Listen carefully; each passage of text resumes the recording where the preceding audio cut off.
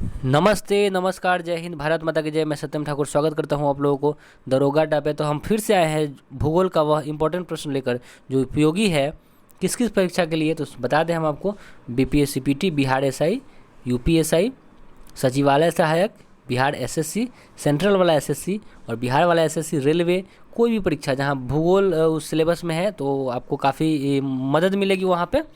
चलिए प्रारंभ करते हैं। पहला प्रश्न, वीडियो को पूरा देखिए। देखिए आप लोग बहुत समय गंवा देते हैं, लेकिन 10 मिनट, 8 मिनट, 5 मिनट आप लोग जो आपके जीवन से संबंधित है, जो आपको जीवन से बनाने वाला है, उसमें आप समय नहीं दे पाते हैं। तो ये गलत बात है, आपको समय देना चाहिए। वीडियो को पूरा देखें और लास्ट देखें, काफ़ी अच्छा अच्छा क्वेश्चन इसमें हम कवर किए हैं।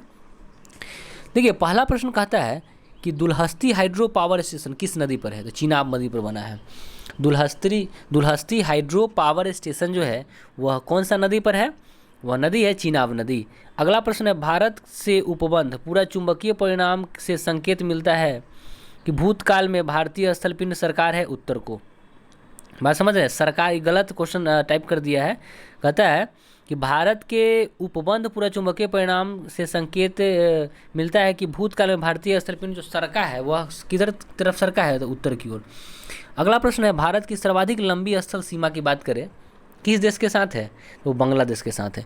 भारत का सर्वाधिक लंबी सीमा स्थल की बात करें वो बांग्लादेश के साथ मिलती है 4096.7 किलोमीटर। तो 4096, ऑलमोस्ट आप 5000 किलोमीटर याद रखें। इसको याद रखना जरूरी है, 4096 किलोमीटर। ठीक है। अगला प्रश्न है, भारत की सबसे छोटी स्थल सीमा अफगानिस्तान के साथ बनाता है 106 किलोमीटर मात्र। चंबल घाटी के खो खड्डों का निर्माण किस प्रारूप का अपर्दन है? तो वह अवनालिका अपर्दन है, याद रखेंगे। चंबल घाटी के खो खड्डों का निर्माण किस प्रारूप का अपर्दन है? अवनालिका अपर्दन है।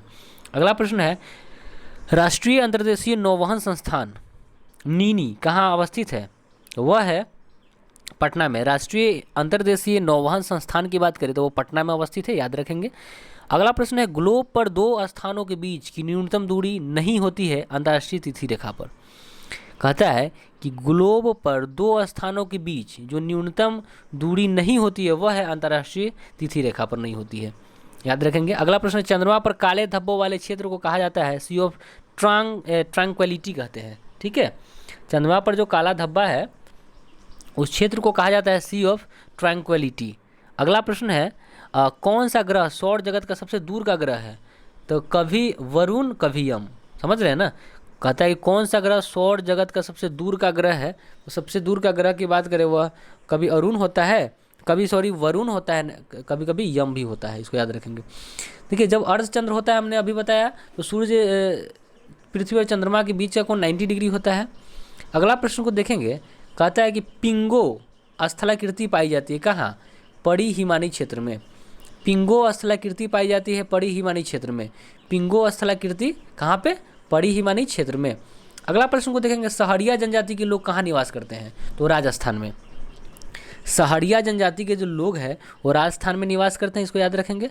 अगला प्रश्न देखिए, जीवन रक्षक अथवा बचाव सिंचाई इंगित करती है क्या? PWP मतलब परमानेंट विल्टिंग पॉइंट। ठीक है। परमानेंट जो है विल्टिंग पॉइंट, इसको याद रखेंगे। तो जीवन रक्षक अथवा बचाव सिंचाई इंगित करता है PWP को। अगला प्रश्न है, कालपोंग जल विद्युत परियोजना कहाँ स्थित है? तो वो अंडमान निकोबार द्वीप समूह में स्थित है। कालपोंग जल विद्युत परियोजना अंडमान एवं निकोबार द्वीप समूह में स्थित है, इसको याद रखेंगे। अगला प्रश्न है, कौन सा फसल चक्र पूर्वी उत्तर प्रदेश के लिए सर्वाधिक उपयुक्त समझा जाता है? धान, मक्का, गेहूँ। कौन सा फसल चक्र पूर्वी उत्तर प्रदेश के लिए, ठीक है, सर्वाधिक माना जाता है? तो पूर्वी उत्तर प्रदेश के लिए मुख्य रूप से बात करें फसल चक्र धान, मक्का, गेहूँ। अगला प्रश्न देखिए, कहता है कि मीठी वृद्धि परमाणु ऊर्जा संयंत्र किस देश को सहयोग से स्थापित किया गया है?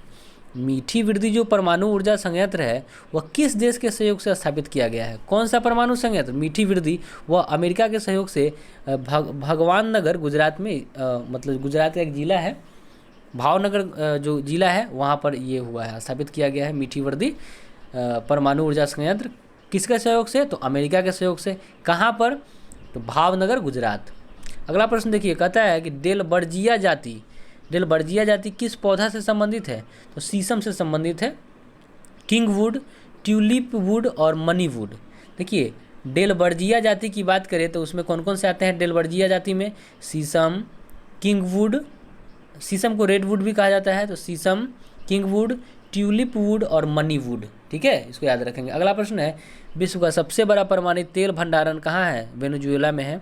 विश्व का सबसे बड़ा परमाणु तेल भंडार जो है वो वेनेजुएला में स्थित है, याद रखेंगे। अगला प्रश्न है, महासागर और समुद्रों में ज्वार भाटा का कारण क्या है? तो जो ज्वार भाटा आता है उसका एक ही कारण है कि सूर्य का गुरुत्वीय बल, चंद्रमा का गुरुत्वीय बल एवं पृथ्वी का अपकेंद्रीय बल, तीनों के जब के कारण जो है ज्वार भाटा आता है। याद रखिए, किसके साथ अपकेंद्रीय है, किसके साथ गुरुत्वीय है? जिस पर हम रहते हैं वो अपकेंद्रीय है, जिस पर हम नहीं रहते हैं वो दोनों गुरुत्वीय। तो सूर्य और चंद्रमा का गुरुत्वीय बल और पृथ्वी का अपकेंद्रीय बल, याद हो गया। अगला प्रश्न, टेडम रेखा क्या है? तो समुद्र तल की क्षैतिज रेखा जिसमें ऊंचाई तथा गहराई की माप होती है। टेडम रेखा क्या है? समुद्र तल की क्षैतिज रेखा जिसमें ऊंचाई तथा गहराई की माप होती है।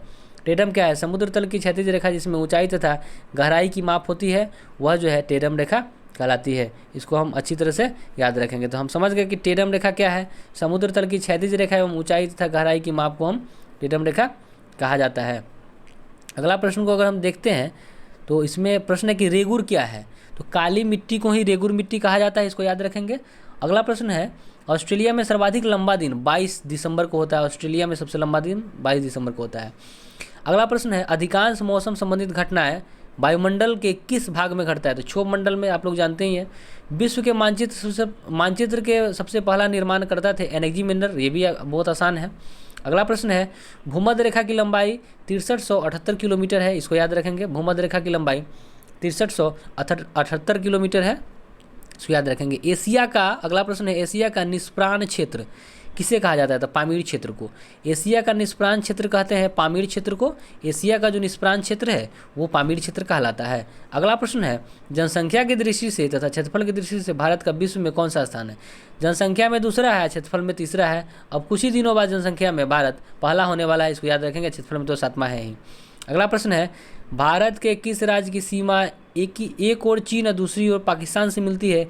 जम्मू कश्मीर है, जिसकी सीमा एक तरफ पाकिस्तान और दूसरी तरफ चीन से मिलती है, याद रखेंगे। महाबलेश्वर किस राज्य में है? तो महाराष्ट्र में है। महाबलेश्वर महाराष्ट्र में है, इसको याद रखेंगे।